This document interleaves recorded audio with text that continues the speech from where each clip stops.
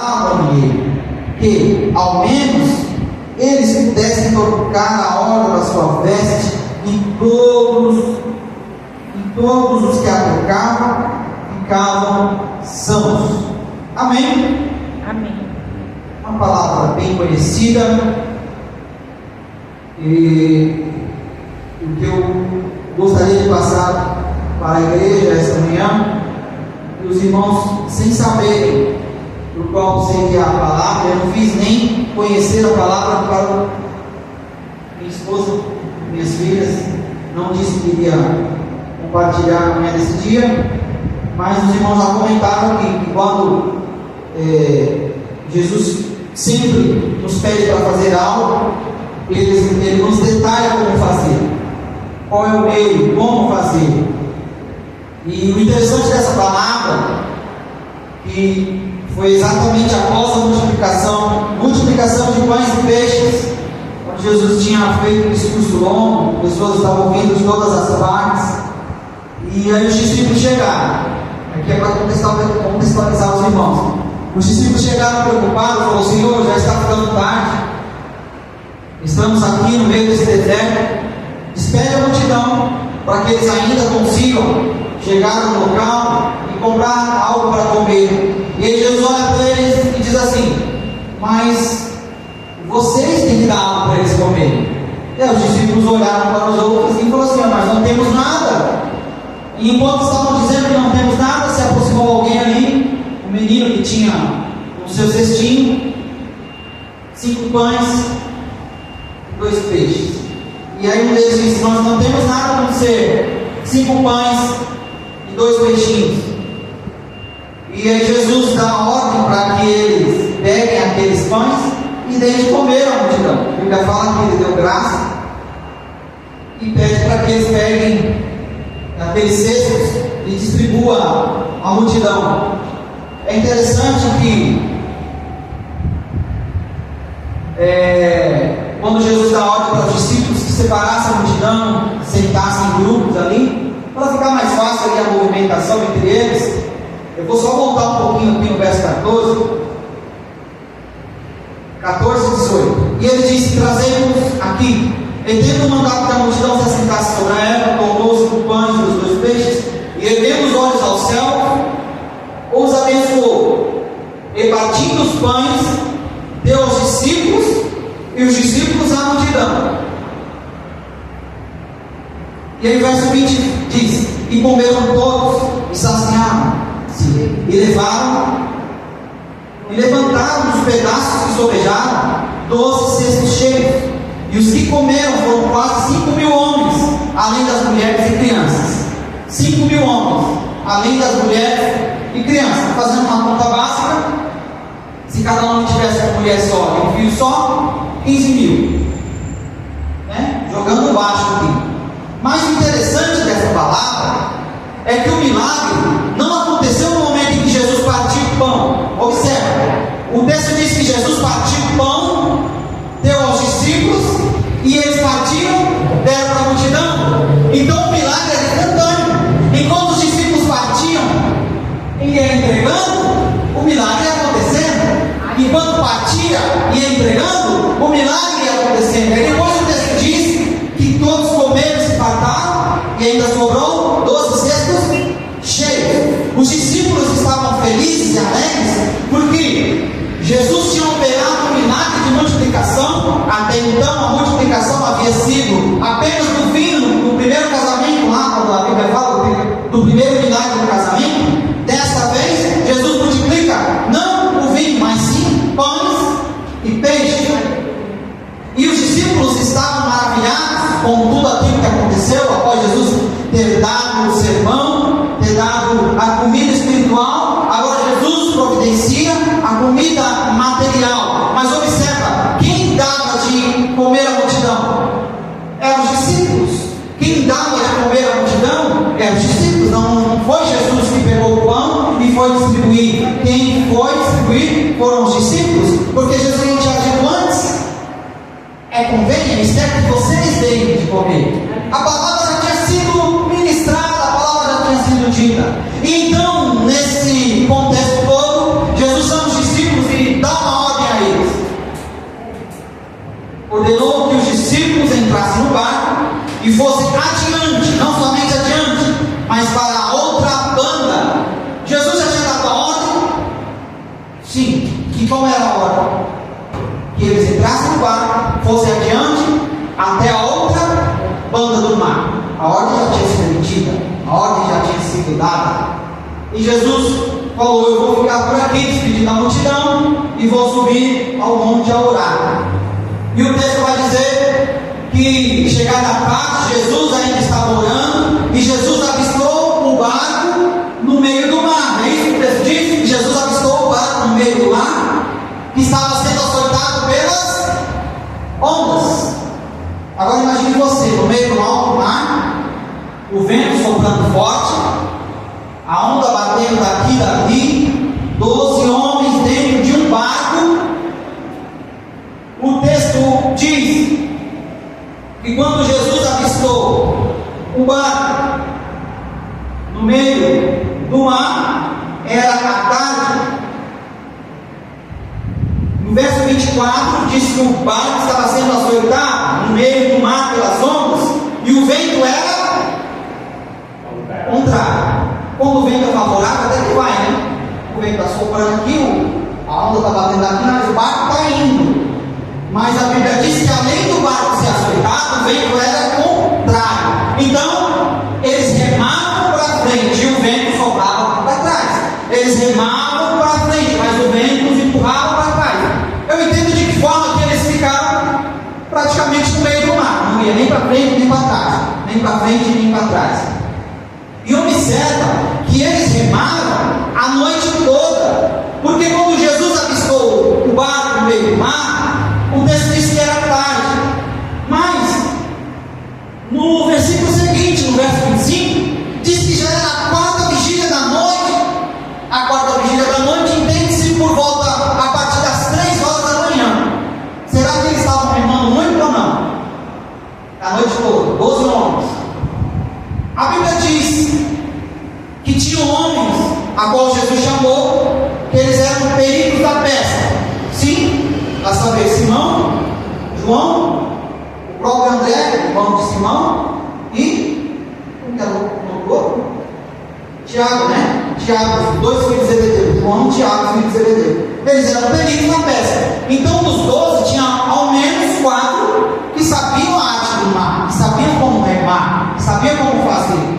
E mesmo assim, eles não venceram aquelas ondas, eles não conseguiram vencer aquela forte tempestade, aquele vento contrário.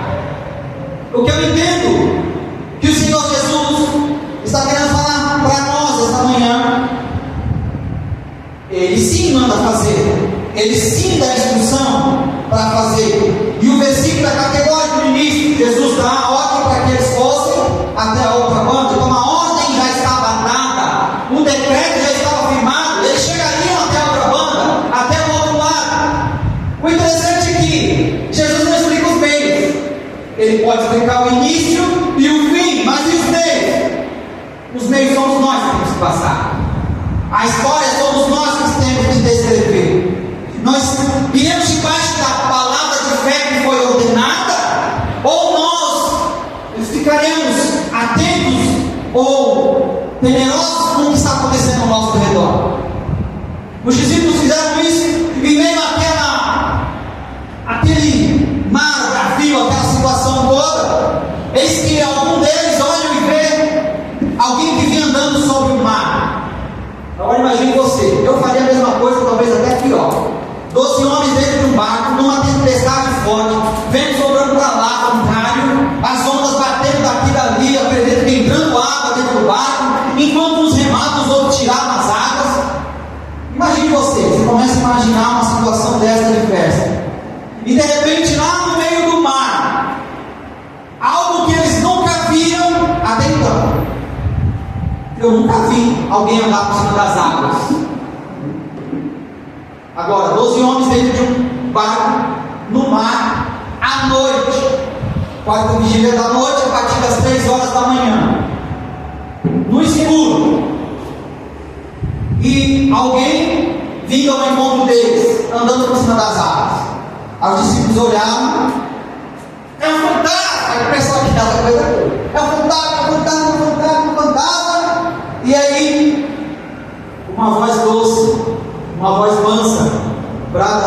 meio do mar e diz: não temais, sou eu. Você ia acreditar que era Jesus? Eu não ia. No meio do mar, no escuro, sem conseguir enxergar, não ia. Melancólico, do jeito que eu sou. O melancólico é aquele como se fosse Tomé, sabe? O melancólico é aquele: será que é isso? É verdade isso? Precisa ver para crer. Precisa ver para crer. Eu jamais acreditaria. No meio do mar bravio, no escuro, tempestade para tudo que é lado. Aí Jesus brada lá no meio e diz: não tem mais, não te assombres. Parece até contrário, né? A situação que eles estavam vivendo. Quer dizer, temerosos, com medo de correr no meio do mar. Aí alguém diz: não tema, lá no meio do mar. Aí o Pedro olhou assim e falou assim: Senhor, olha só. O Pedro não tinha certeza, mas ele disse o quê? Senhor, se é tu mesmo, mande que eu vá até ti, andando também sobre as águas. Olha a ousadia, né? Ele não queria ir até Jesus, ele queria ir até Jesus andando também sobre as águas. E aí Jesus emite a ordem: vem. Teve a palavra também? Teve a palavra rema? Teve a ordenança? Vem. Não assim, se quiser você pode vir. Se você acreditar, você pode vir. A palavra foi emitida, a ordem foi dada. Vem. Pedro foi. Só que ele fez o que todos nós fazemos. O texto diz que Pedro, descendo do barco, andou. Olha o verbo, ele andou sobre as águas para ir ter com Jesus. Não sei a distância que eles estavam, mas ele andou. Já é um milagre para um ser humano como nós andar sobre as águas. Pedro andou. Aleluias. Mas tem um mas, né? Sempre tem que ter um mas. O mas, eu sei que o pastor Gilberto é professor de matemática, mas ele sabe que o mas é uma conjunção adversativa. Vou explicar. Adversativa quer dizer que quando tem um mas, ele vem contrariar uma ideia anterior. Nós estamos vivos, mas podemos morrer. Vivo, morte. O mas, conjunção adversativa. Quando Mateus escreve mas, ele quer dizer: estava tudo bem, mas sentindo um vento forte, teve medo e começou a afundar. Observa, o vento forte estava lá, não estava? As ondas ainda continuavam, sim. O vento era contrário, sim. Mas Jesus estava lá e emitiu a ordem para que ele fosse. Aí Pedro, ao invés de ir na palavra rema, continuar na palavra rema, ele olhou para o seu lado, viu o mar, viu o vento, e a Bíblia diz que ele teve medo. E quando ele teve medo, ele começou a afundar. Mas Jesus não estava lá?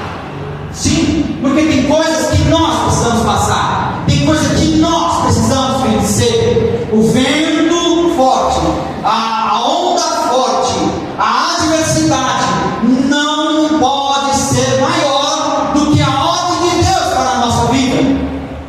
E que isso possa estar claro nas nossas vidas esta manhã. O início do versículo, não observei, verso número 22, Jesus ordenou que eles entrassem no mar, fosse adiante e chegasse à outra banda. Então a ordem já tinha sido dada, independente da situação. Eles teriam que se esforçar por meio dessa palavra para chegar até a outra banda. Quando Jesus avistou lá do monte e viu o barco, Jesus já imaginou: eles não vão conseguir, porque eles não acreditaram na palavra. E aí precisou que Jesus estivesse lá. E aí depois desse episódio todo, Pedro começou a afundar. Jesus estende as mãos e disse: homem de pequena fé, por que duvidaste? E a Bíblia diz que ainda continuou aquela tempestade, o vento contrário. E aí quando eles entraram no barco, Jesus deu a ordem para que se aquietasse aquele mar, o vento. E aí os outros discípulos se reuniram juntamente ali e disseram: tu és verdadeiramente aquele que havia de vir. Filho de Deus. Então, e no verso 34, é onde eu quero fechar esse texto. Mateus narra: e tendo passado para outra banda, chegaram à terra de Genezaré. Então a ordem emitida em Mateus 14:22, ela é cumprida em Mateus 14:34, porque quem disse que eles deveriam chegar do outro lado foi o próprio Jesus. Eles já sabiam o desfecho da história. Então, o que eu entendo nas nossas vidas, Jesus às vezes pode até falar para nós o início e o final, mas nos meios, como nós partiremos do ponto A e chegaremos no ponto B, essa experiência cada um de nós devemos passar. Será diferente para cada um de nós. Para os discípulos ali foi dessa forma. O único que teve a coragem de andar sobre as águas foi o Pedro. Os outros 11 ficaram temerosos. Pedro teve uma experiência difícil, quase que morreu, né? Se afundando ali, Jesus estendeu as mãos, mas ele teve a coragem. Todos estavam no barco, todos estavam na tempestade, todos viram aquela tempestade, o vento contrário, mas um só homem teve a coragem de dirigir a palavra àquele suposto fantasma e de também ter a fé de caminhar até próximo de Jesus, ainda que temeu, ainda que teve medo, ainda que teve pouca fé, mas dos 12 foi o único que teve uma atitude diferente.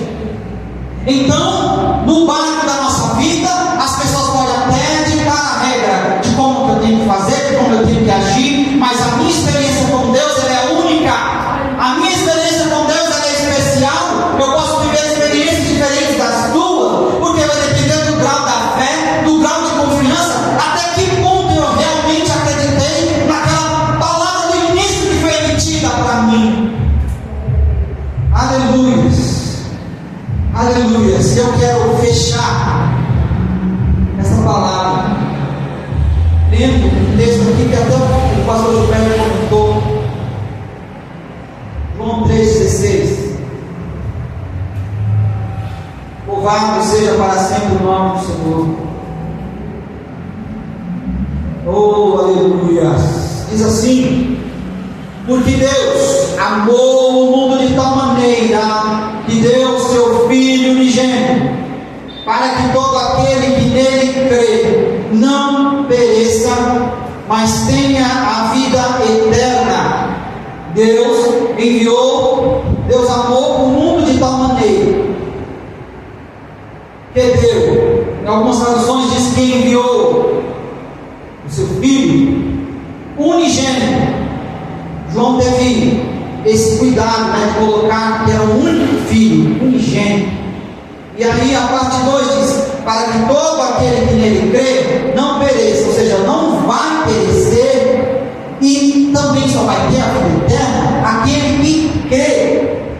Então, o sacrifício de Jesus foi feito, mas o amor de Deus incondicional, ele só é restabelecido em sua totalidade para aqueles que creem.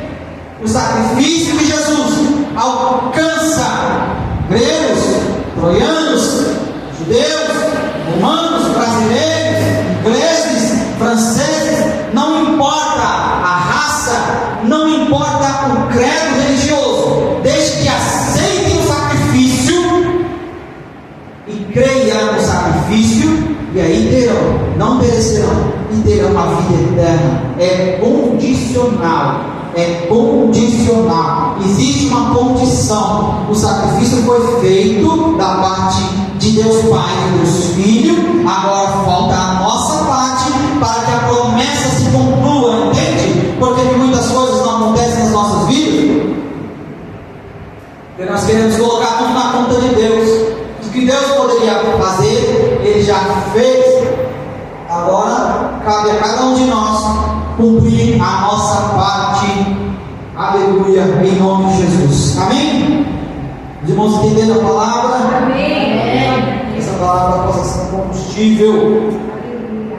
Não importa qual é a ordem que Deus te deu, não importa como você vai chegar do outro lado, não importa como você vai chegar do outro lado da banda. Jesus disse que você chegaria, não importa como você vai chegar, mas você vai chegar diferente.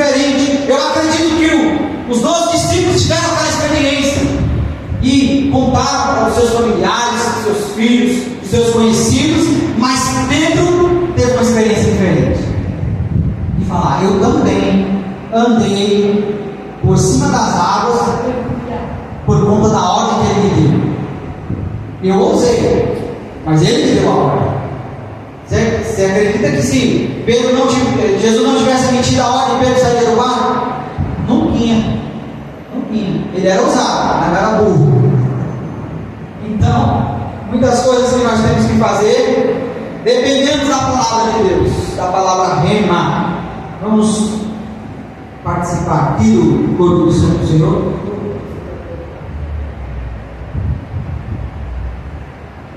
Louvado seja Deus. Os pastores disseram que estariam conosco essa manhã, mas ainda não sabemos o que aconteceu. Mas logo tendo a ciência, independente disso, nós vamos orar ao Senhor, vamos participar desse momento incrível e maravilhoso, enquanto a missionária vai preparando aqui os pães e o suco de uva. Nós vamos ler a palavra do Senhor. Primeira carta de Paulo aos Coríntios, no capítulo de número 11,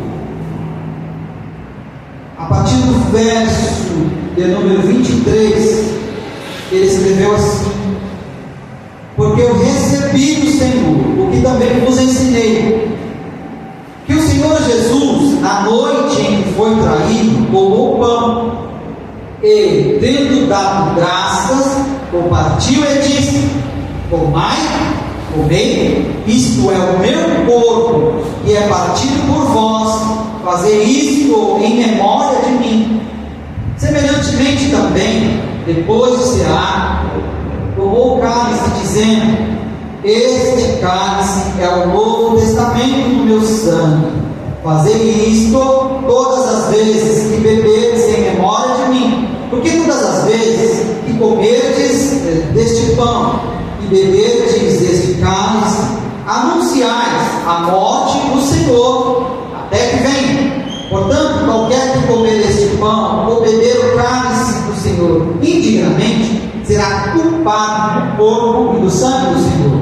Examine-se, pois, o homem a si mesmo, e assim coma deste pão e beba deste cálice. Porque o que come e bebe indignamente, come e bebe para a sua própria condenação, não discernindo o corpo do Senhor. Por causa disso, há entre vós muitos fracos e muitos doentes e muitos que dormem. Porque se nós nos julgássemos a nós mesmos, não seríamos julgados. Mas quando somos julgados, somos repreendidos pelo Senhor, para não sermos condenados com o mundo.